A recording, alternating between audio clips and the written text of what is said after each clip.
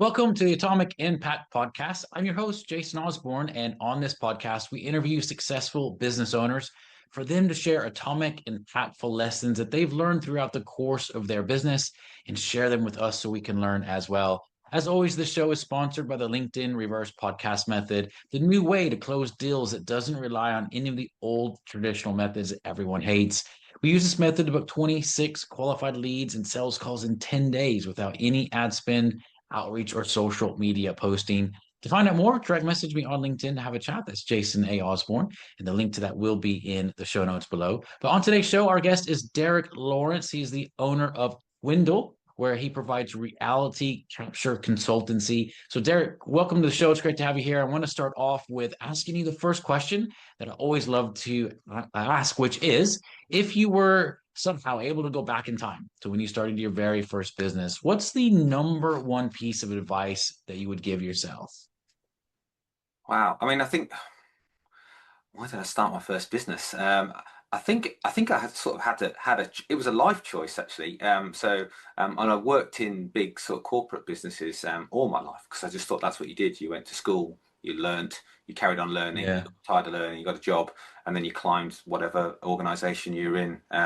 But yeah, I was made redundant from a business that I did. I loved this business. It was a great company, but then I had like a moment of what am I doing? And this sort of happened in my sort of mid 40s. Yeah, it was like, well, I've got a house and I still got stuff to pay for. Shall I start another job because that would be easy, or shall I just do what Mm. I want to do? And it was around the time of COVID, and people were thinking a bit more about wellness and their own personal health. And I thought, no, I should just do what I enjoy doing. So Mm. that's why I started my first business.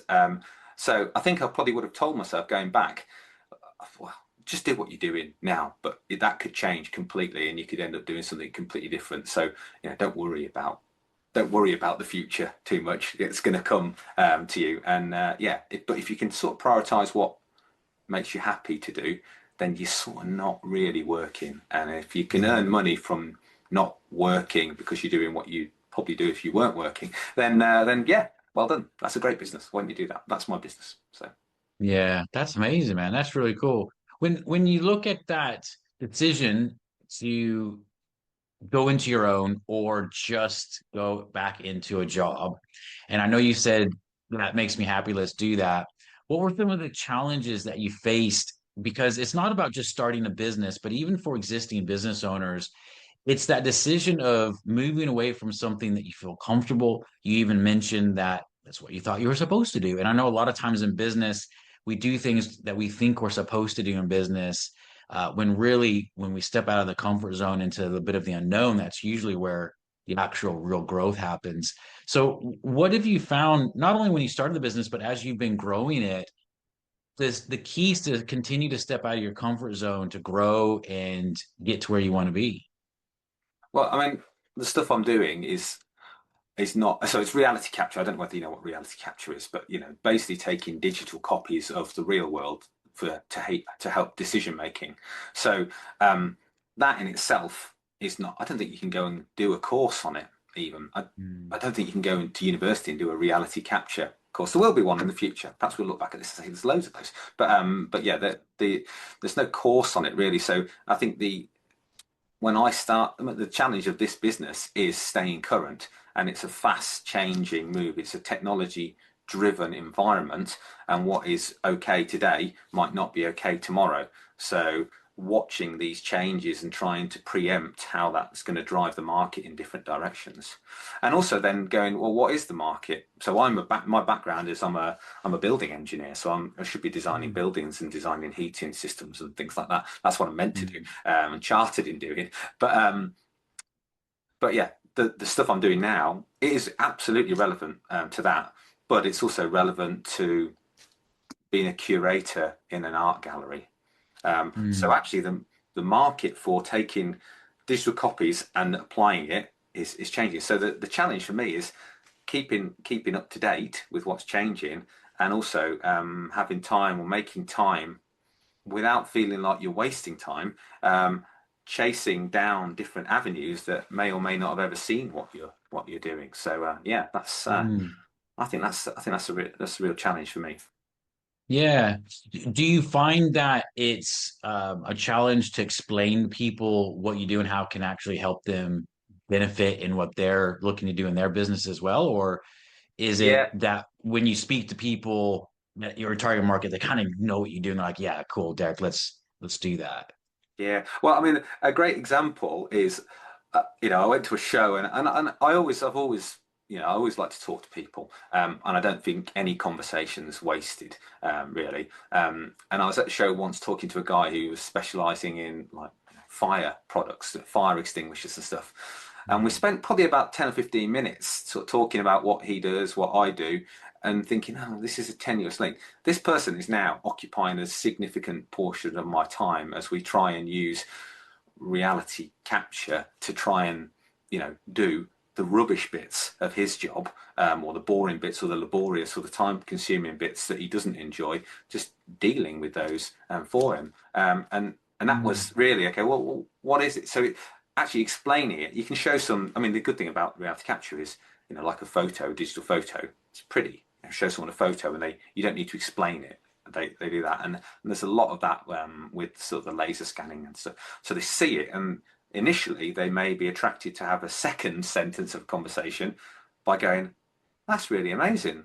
How's that?" So that the interest in the what it is sparked by a, what is that? What? How have you done that? And so could you use it for this? And you go, is that something you want to do? And then it builds on that really. Mm. But where that goes, I've stopped trying to second guess where people will take the outputs. And what I tend to do is just go, look, I know this will be useful to you in some degree, so I need your loose permission to come and do something. I'm just going to come and do it because I'm confident it's going to be useful to you.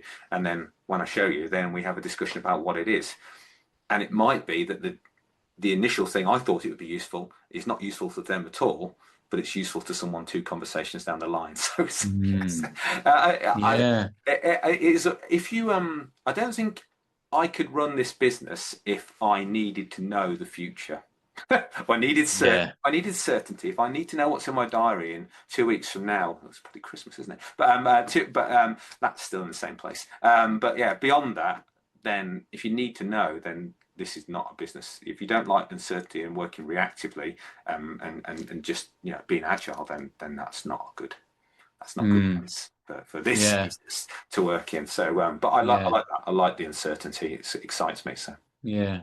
But I think underlying what you've just said, you brought in a really key point that I think a lot of business owners miss is going in to a prospect with a predefined outcome that you think they need or what they should have. yeah, And I think that stops a lot of businesses from growth. And it's not trying to be all things to all people because that doesn't help either. But you're going into it with an open mind, saying, okay, well, I'll present them with something, but I'm going to let them explain what their challenge is or how they perceive it working in their business. And as long as it fits, you can actually do it. Cool, yeah, let's try that. Or it sparks an idea like what you said, where it may not actually go forward with them currently, but two prospects later, it's a perfect fit for them. yeah. And I think that's a real key. You explained it, we kind of brushed over it as well because it's just kind of naturally what you do. But I think that it's something that a lot of business owners really struggle with because they're like, "Oh, I do this thing." Yeah. It's like, well, yeah, but other people may want to take that thing and they see it apply it a different way in their business that could still be really helpful, which I think is a great perspective Well, and I a mean, great people angle. say, "What do you do?" And I usually pause, and that pause, you can see people going, "They've no idea what they do," and I'm losing it. But you sort of say, "I've got it down to, I just take copies. I copy stuff," and they go, "What copy stuff? Copy stuff? That's bad, like plagiarism." They're not in a plagiaristic way. I make digital copies of things. People say, oh, "Okay, what examples?" Then you start an example, and then they start going, "Oh, right. So could you do this?" And I think sometimes you've got to approach conversations in a loosely set out your stand and see where the conversation Mm, goes after that. I remember sort of in sort of corporate life, almost the 8:30 meeting on a Monday morning where you talk about leads and what you're going to do and what you're going to chase down and how you're going to talk to them and what you're going to you're going into you've got half an hour meeting and you need to really be concise and decide. It makes my chest tighten. You shouldn't I don't think you should do that. I think every Mm. conversation with everyone is valid, and you don't know when and actually the conversation you have with someone about potentially something that could be work that doesn't turn into work might turn into work, because that person might say, yeah, I spoke to Derek, he seemed like a good guy, I'm dealing with him at the moment. So you've gone a third party, Mm. you've generated a third party referral by that. I always used to Yeah. I used to do a lot of community engagement type work, and it was always like, yeah, okay, well, you're not really money earning, is it? Going into schools and teaching people about engineering. Now it's all good now, because that's a good thing. But when I was doing it, it wasn't good. But you just think, you never know when you're talking, enthusiastically about the subject you're interested in.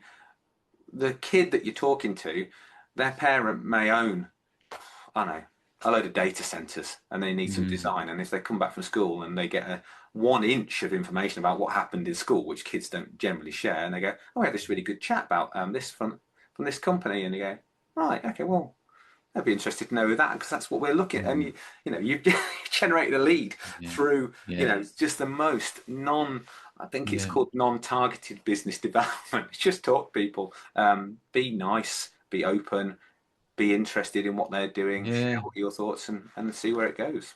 Yeah, I love that. It's coming from a place of expansion and opportunity, and realizing that no matter what interaction you have, there's always a possibility for it to spark something, which I think is just a really great perspective that you come from on But that. I think a lot of people challenge. have you ever had a situation where you're doing a piece of work because you know you've got to do this piece of work, but you're thinking about something else? So Mm. you're doing this, you know it's important, but you're going, I'm running short of time to do this other thing Hmm. that's more important. And I think there's a Yeah. little bit of the similar sort of thing that happens when you do sort of business development. How am I going to, I've got to earn some money, I've got to close some deals so I can earn some money, because I've got to pay me and I've got to pay my staff or whatever. Um, but that sort of removes you from the moment of doing the focusing what you should be doing on, which is talking to Hmm. the person and it being in that moment. It won't change Yeah. what's going on in the background. And the same when you're doing the piece of work, stop thinking about that other thing. Just do the piece of work that's in front of you, and then do that, Yeah. and then go on to that. And I think people worry too much about a transaction, but a conversation shouldn't be a transaction. It's just a Yeah. conversation. And if it leads to a Yeah. transaction, brilliant. But don't it's too complicated. The human race is just too Hmm. complicated to work out how that works. So Yeah. yeah. But have the conversations, have lots of them. If you throw 80% of them away, so be it. But Yeah. that's his No, I way. love that. I love that. I love that. Well, looking over the next 2 to 3 years of your business, Derek, what sort of goals are you looking to achieve?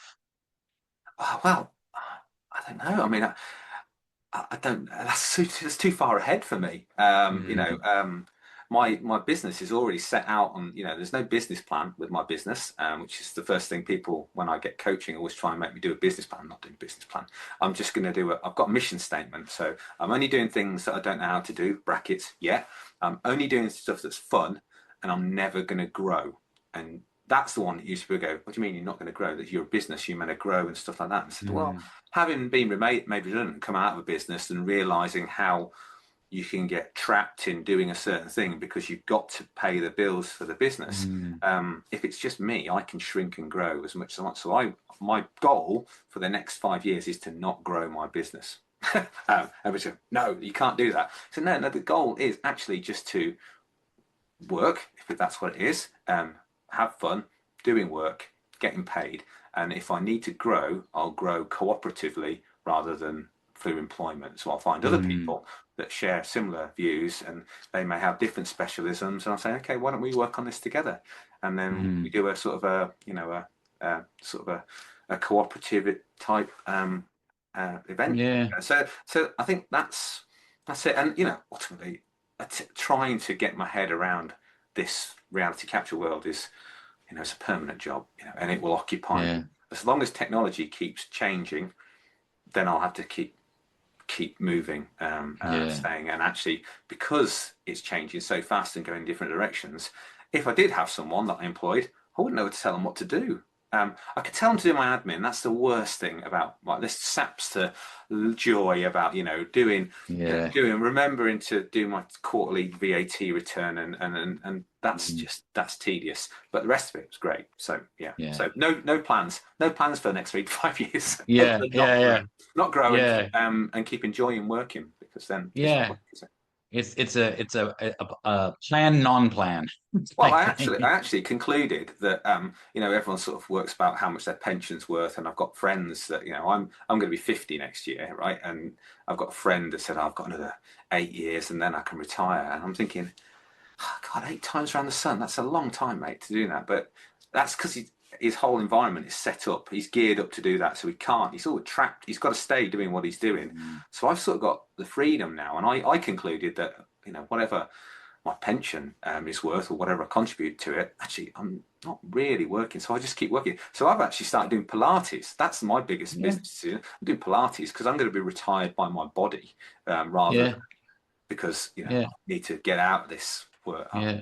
I'm really lucky. I found the place. I found the I best love place it. for me. So I love it. when do I need? I don't need to stop working because I'm quite Yeah. enjoying it. So. I feel the same way. I feel the same way. Amazing. Well, Derek, for people that are wanting to learn a little bit more about you and where to find more information about what you do, what's the best place for them to do that? Yeah, so in terms of things that you can find again and again, then I set up a YouTube channel purely for that. So I could, when I'm explaining people, I use LinkedIn all the time. I think most of my work comes through LinkedIn. Um, uh, so yeah, so LinkedIn's great for that communication and sort of following the day-to-day randomness that I get involved in.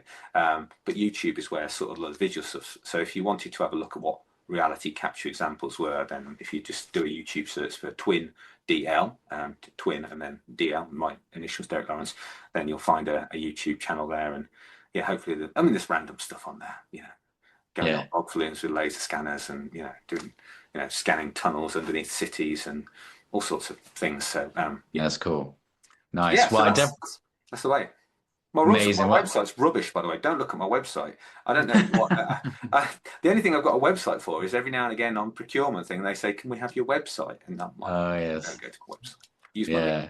Use my LinkedIn Well, feed or go to YouTube." There you go. I definitely recommend everyone check out Derek's LinkedIn and YouTube, not his website, according to him. Actually, no. But The websites do go to the website twindl.co.uk, but just play with the front page because it's quite an interactive front page. I like amazing. but that's it. The rest of it's not worth Good. looking at.